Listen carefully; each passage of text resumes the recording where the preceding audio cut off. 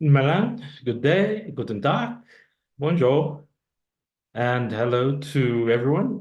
Praying everybody had a safe entry into 2024 and that everybody's rested from 2023. Welcome to the first TK show of the year 2024. And hopefully you'll be able to tell more people about the show, be able to really feel as though when you've listened to us, you're informed more about what's happening with South African and global public policy, economics, and development. Usually, when we do the TK show, we will have a guest on to just prick our minds a bit about what's happening regarding public policy in South Africa and the globe. But this time around, we're going to do it a bit differently. We decided to say, listen, let's rather have a overview of some of the trends, or what I term watch points, for 2024, which I think over time will really grow of and by themselves and kind of characterize not only South African but global politics. Some of these points I think most of you guys would know about, but some of them are things I think we should really pay particular attention to. I just want to make a quick note. It's not our top 10 risks. I think enough videos are being made about risk, and it's a speciality of and by itself. Interesting as it is, and I would also suggest that you kind of listen to other individuals who do kind of speak a bit about risk. One of them is the Eurasia Group. You can make of what you will of their politics, but I think they do always present interesting points for people and practitioners to really think about. So my watch points for 2024, it's going to be 10 with, if time allows, a bonus one, which I think will be interesting for just for people to mull over. But it's a watch point for not only people interested in politics, but also companies and things that they, I think, should be paying particular attention to as the year 2024 rolls on by.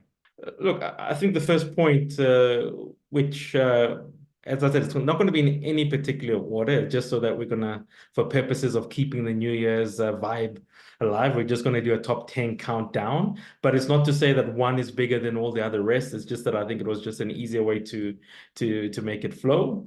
Now, if you've never heard of the term friendshoring, outsourcing, offshoring, or nearshoring, just give it some time. These are going to become buzzwords that you're going to have to kind of know a bit.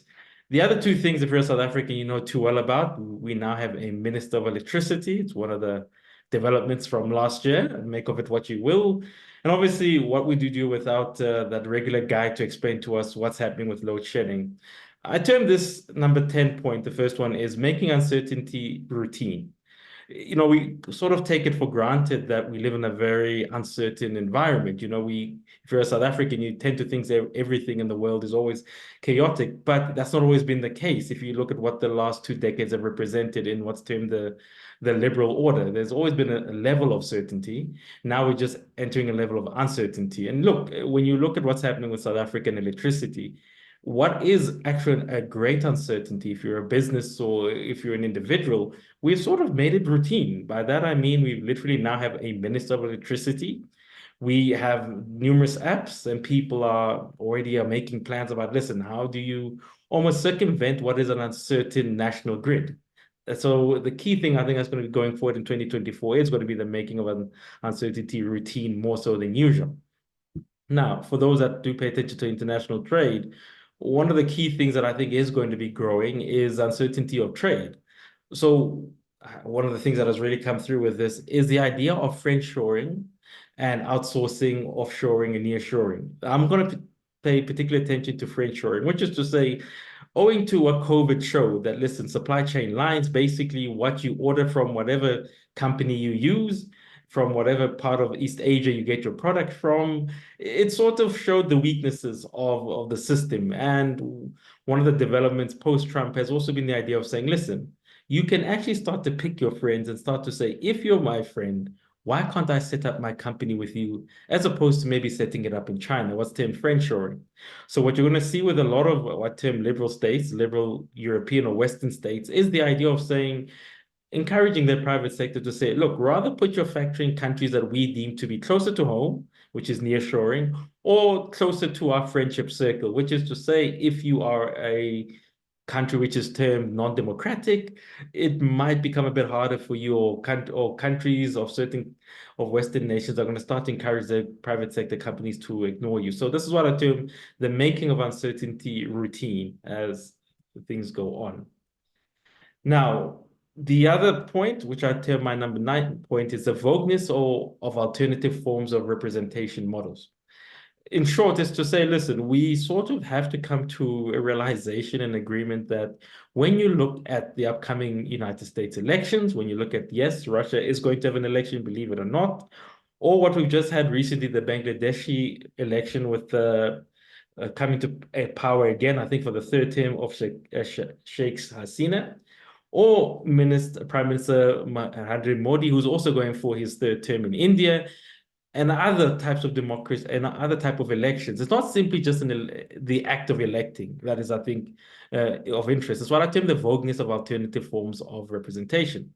If you pay particular attention to what was happening in Bangladesh, if you pay particular attention to what's happening in Russia, or even India, or even America, it's not simply that people are partaking in the act of democracy, but they're actually they're looking at what I term the vagueness of alternative forms, which is to say, yes, there is a democratic process where people go vote. But we're actually finding that people are becoming quite familiar and I don't want to say fully accepting, but I think it's become routine again, that countries can say, listen, we are actually partaking in democracies which are not altogether liberal and are not altogether, a bit closer to what I might term to be authoritarian.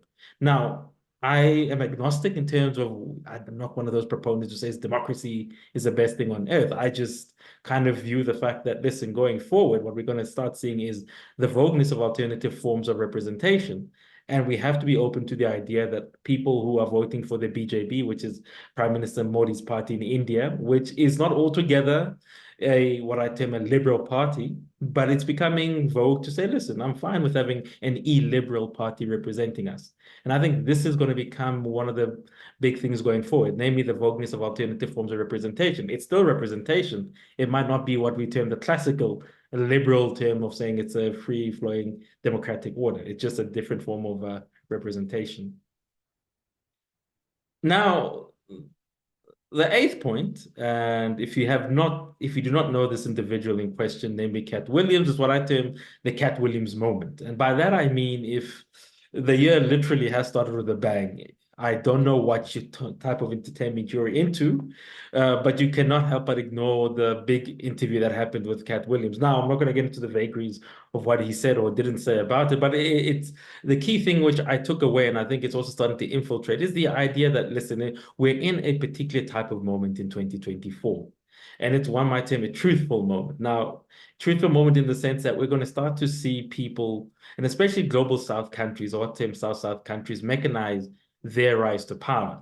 You will see here that I've also put in the ICJ, South Africa challenging the Israeli, I think using the term genocide.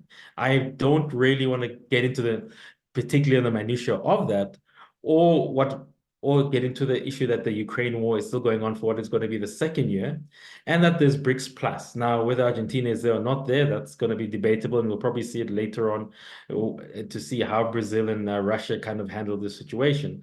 But I think what is important about what I mean by the Cat Williams moment is to say, if you look at what's happening with BRICS, if you look at what happened with the ICJ with South Africa, it's not simply an issue that these things are of and by themselves random.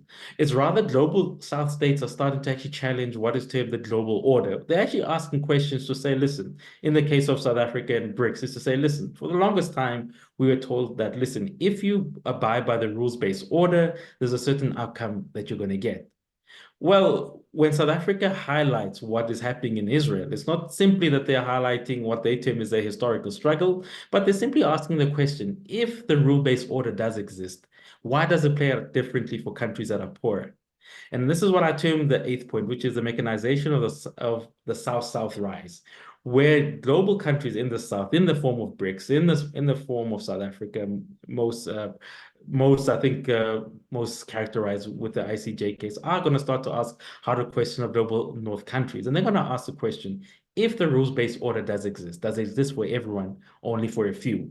And look, by way of how things have been going for the last 3 years, depending on what your take on with the Russian-Ukraine war is, we can all come to an agreement to say, listen, it seems to be, if you've got might, things seem to go right for you. And which really means global South countries, especially poorer countries, are going to have to think of ways to better represent themselves. So that's what I term the eighth point, which is mechanization of South-South rise, or the Cat Williams moment. The seventh point, if you're a South African, is what I term the noisy neighborhood. You'll know not only South Africa is going to elections, Mozambique is going to election, Botswana is going to election, even Namibia is going to election. We've just come out of the DRC's elections. We've also just come out of the Zimbabwean election. Now, what I mean by noisy neighbors is to say what I term the decline of the African National Congress or the South African state, and has actually had an effect which many of us have, I don't think we kind of comment enough on, which is to say the Southern African development community is actually without a leader at the moment. And you're actually seeing it in the fact that Mozambique, as you know, what happened in northern Mozambique, there were terrorists who were there, and that's been on the rise. And the absence of South Africa in actually putting a pathway forward for SADC. I'm one of those proponents who's very open about the fact that I think South Africa should be doing more in leading SADC, and which also means taking on a more muscular approach to how things are done. The Zimbabwean election, the DRC elections, I'd just maybe take a point, I'd just maybe encourage people to actually go look at how they were run and also some of the weaknesses in how those representations happen. Now, when I say South Africa must take a more muscular approach, I'm very clear in what I mean by that. I think South Africa's national interest cannot be served by having every citizen of SADC countries that are failing coming to South Africa. It's just not workable. What South Africa should be thinking about is how do we industrialize the rest of SADC, such that countries such as Namibia, Botswana, Zimbabwe, Mozambique, Zambia, Angola, Tanzania, the DRC, Madagascar, Mauritius, Seychelles, Comoros, and Malawi are able to actually look after their citizens, such that when we do have movement around SADC, it's movement not of inequality, but movement of people saying, listen, I am going to X country. If I'm South African, I'm going to I'm going to Botswana to set up a business, not because I'm running away from South Africa.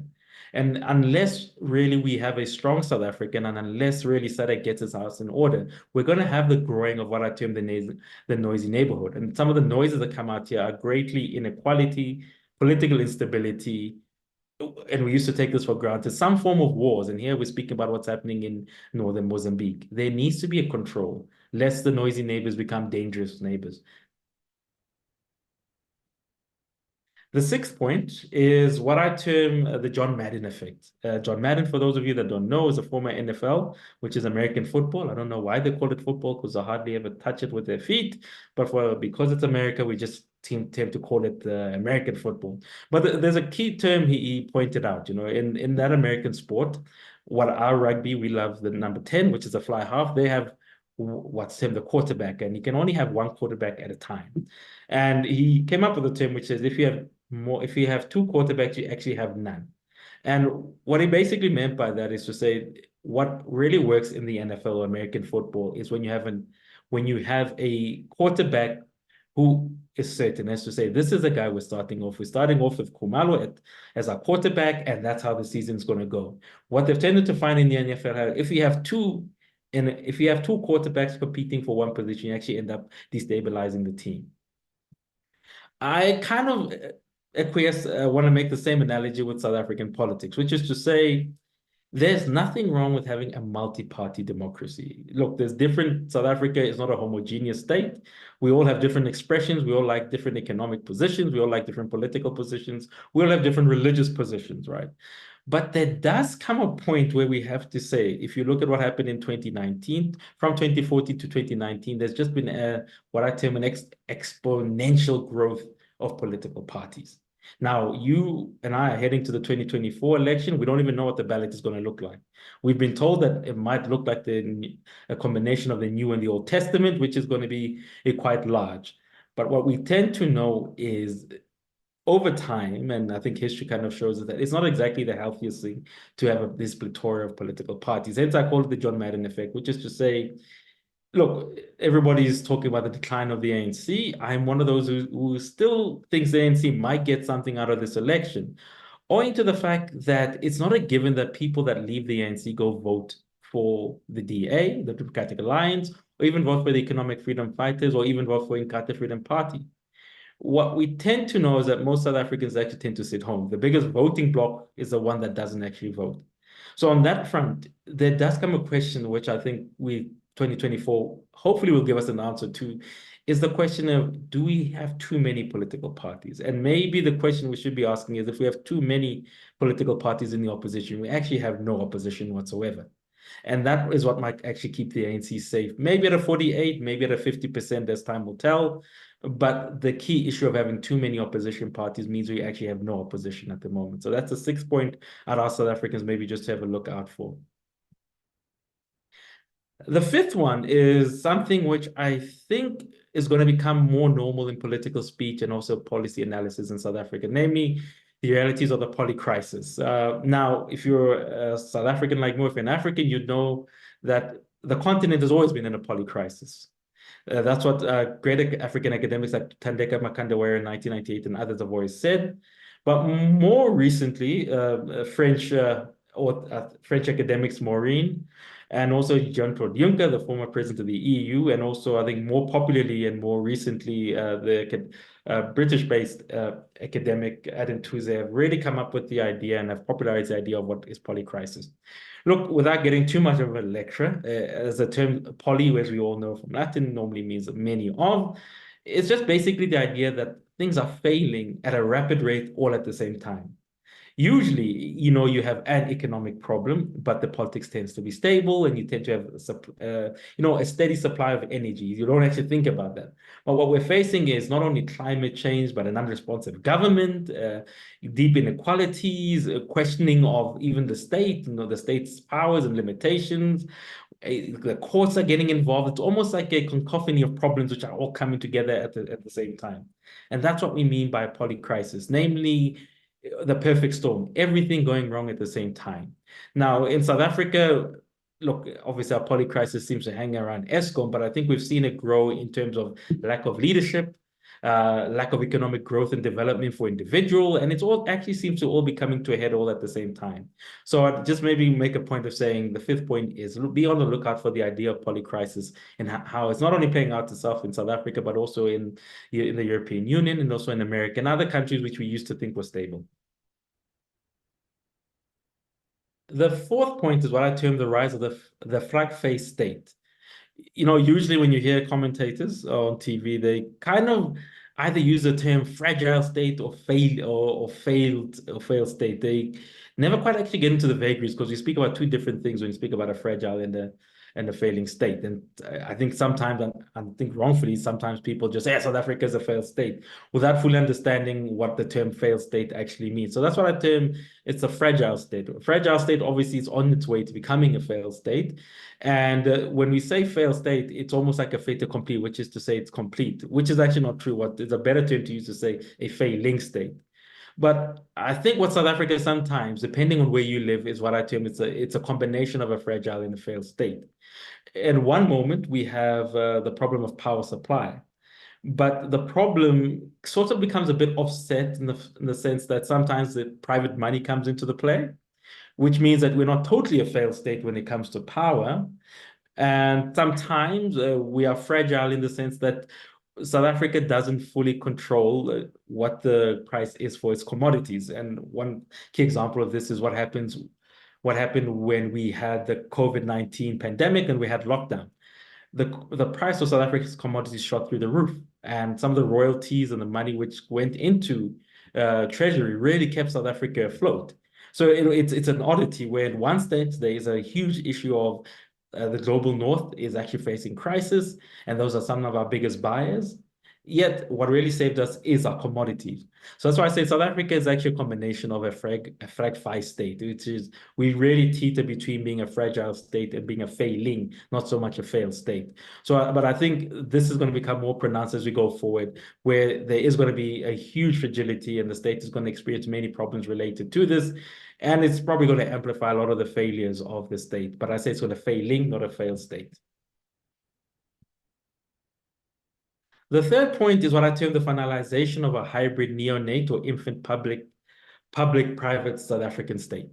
Look, I think it's not a secret any longer that if you have the ability and means in South Africa, you can almost offset the failures of the public sector. That's why I term the term of the hybrid, it's a neonate infant public, because I think this has been growing for the longest time. If you have means in South Africa, you don't actually have to attend to any public service whatsoever.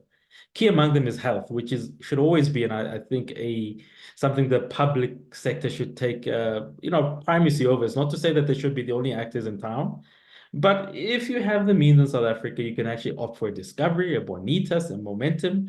Basically, you have an alternative to having to go to a public hospital. And now I know the government has signed in the National Health Insurance or NHI. I still think that's going to be challenged by the courts because it's not a fait accompli that it's done. Because it kind of makes the assumption that, listen, rather than fixing what has been happening with the failures of the public sector health and actually investing in doctors, making sure that they stick and are happy to work there, making sure that we have the best nurses, specialized nurses, you simply are just saying, listen, no, look, let's kind of put this together as a hodgepodge rather than fixing what I think is, when it works, the South African public health sector, I think, is one of the best in the world, owing to the fact that we have some of the best doctors and the best nurses in the world. So rather than actually ignoring the failures, government seems to say, listen, NHI says, look, let's not privilege anyone. Let's kind of make a whole mess for everyone. And I think over time, people are going to probably rebel against that. Or what you find in education, if you looked at the IAB class of 2023, those are very impressive results. But again, it's problematic because I always think you should have a strong public sector education system. I have no problems with people taking their kids to private school. If you're able to, it's great for you. But it should not be an issue that you're taking your child to a private school. Well, I think we'll be very honest. Most of us take kids to private school or advocate for private education because the public sector is not doing its job. Again, the state should be playing a role in making sure that we have a world-class public sector by making sure that teachers, one, arrive on time. Teachers actually teach subjects which they're specialists in. Teachers actually get paid well, such that it becomes an honor to actually be a public sector teacher. Unfortunately, that's not the case. And until we really fix that, we're going to really just see in health, in education, the idea that, listen, South Africa is going to be a hybrid neonatal infant public-private South African state, meaning the private sector is going to take on more responsibilities. And unfortunately, it's going to price out a lot of individuals because the public sector is failing. Key example of this, if you go to informal sectors, I come from Everton, I always make the point, it's actually become quite normal to see solar roofs on shacks and informal areas, because that's actually almost an admission that to say, listen, hey, let's, even people that are poor are starting to say, hey, let's make use of private means to get something which government is supposed to be supplying, or at best is supposed to be supplying, and we're paying for a good service. So please don't think the idea of a hybrid neonatal infant public private sector South African state is only going to be for the rich. It's going to be for everyone who's able to say, listen, I've got some spare change in my pocket and I'm sick and tired of the public sector not working. Let me try something else.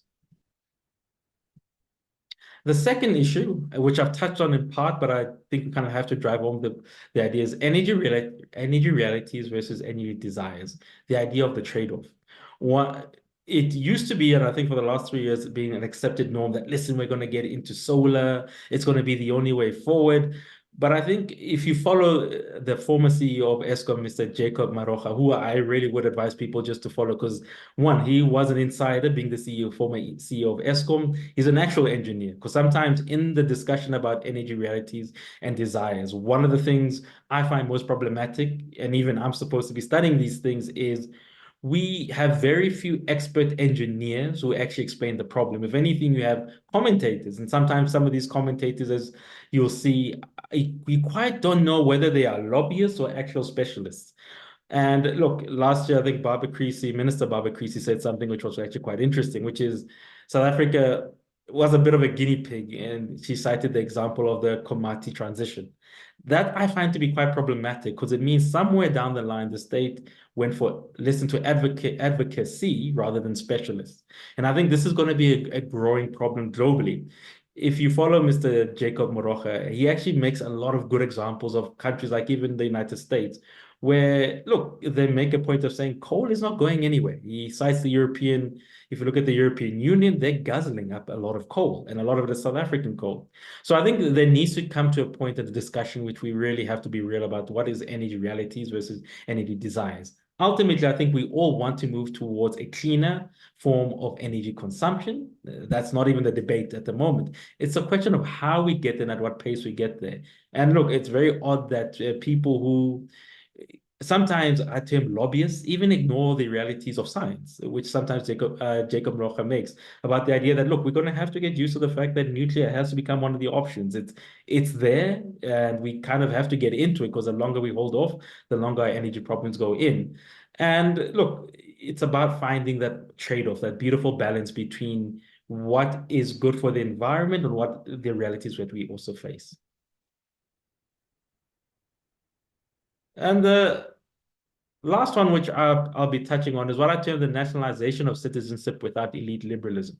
Now, I don't have to tell you who Mr. Gaten McKenzie is. I don't have to tell you the Patriotic Alliance is. And if you, towards the end of last year, you would have seen certain gentlemen who are now called the BMA, which is a Border Management Authority. All of this really speaks to the fact that people, and I'm one of those individuals who I don't want to go to the X word, namely xenophobia, and just say, look, I'm one of those individuals that if you're a citizen of a country, you've got a right to partake in the politics of who comes in and who doesn't come in. Because if you fail to do that, then what's the point of being a citizen of a country if it's just simply left to what I term elite liberals who kind of get into the little cliques and tend to then become advocates and lobbyists for having open borders, and actually then start to, rather than engaging in a debate, just simply call people xenophobic and try to close them out of the debate. The end result of such is that you have parties like not only the Patriotic Alliance, one might make the issue of Action SA, Mr. Herman Mashaba, and even if you read the ANC policies, there is a firm reality and a realization that, listen, South Africa's border has been left basically to be ungoverned for the last 2 decades.